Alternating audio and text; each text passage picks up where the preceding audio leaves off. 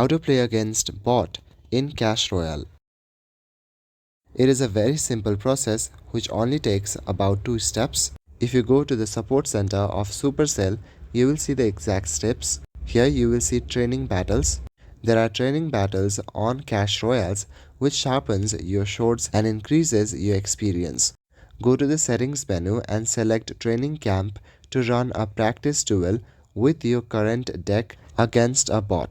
If you are using a phone, then open Clash Royale on your device. Inside Clash Royale, at the top right corner, you will see a 3-line icon.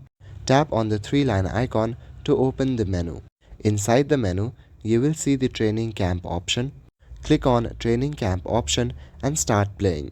One thing to note, however, is that you don't earn or lose any resources from battling in training camps, as it is a training session against a bot, so it's just for practice. That's all for today. Thank you.